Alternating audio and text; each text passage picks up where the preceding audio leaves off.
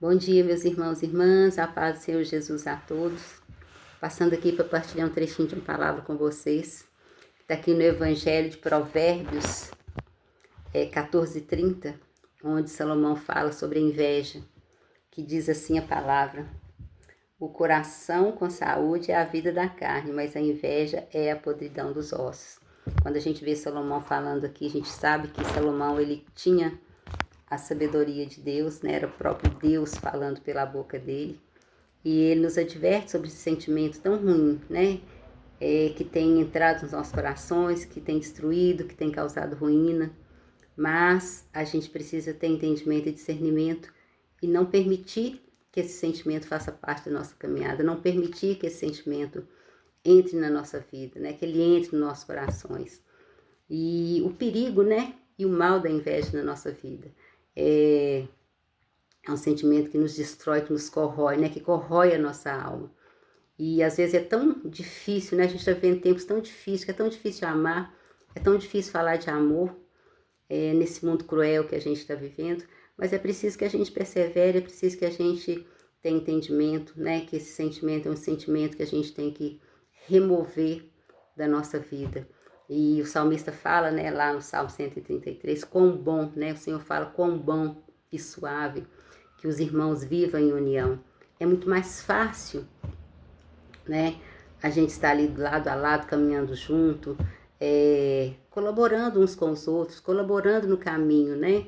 Para que a gente possa chegar no fim né? Das coisas, do sucesso que o Senhor tem para cada um de nós. Então é mais fácil quando nós nos unimos, né? Quando nós nos juntamos para caminhar juntos, né? Fazer tudo juntos. Então é um sentimento muito ruim, porque a gente sabe que o primeiro homicídio que aconteceu na Terra foi por ciúmes, né? Foi por inveja, né? Que foi a morte, o assassinato de Abel pelo próprio irmão, por inveja. Então a gente tem que ter um entendimento que, né? A gente não pode deixar que a inveja e o ciúme façam parte da nossa vida, da nossa caminhada.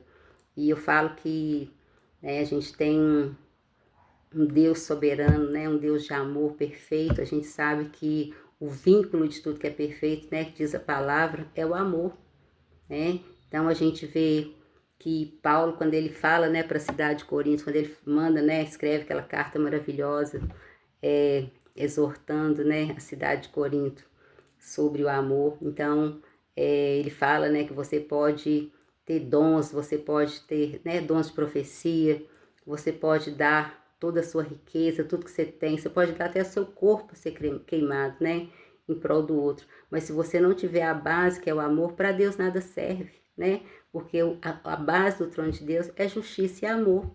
Então, se você não tem esse sentimento, né, é como se você fosse uma fonte vazia, uma fonte sem água. E a gente precisa, né, nesses dias de hoje, né, os dias são maus, tá tão difícil caminhar. É preciso que a gente, né, tenha compaixão, é preciso que a gente deixe esse amor fluir nos nossos corações.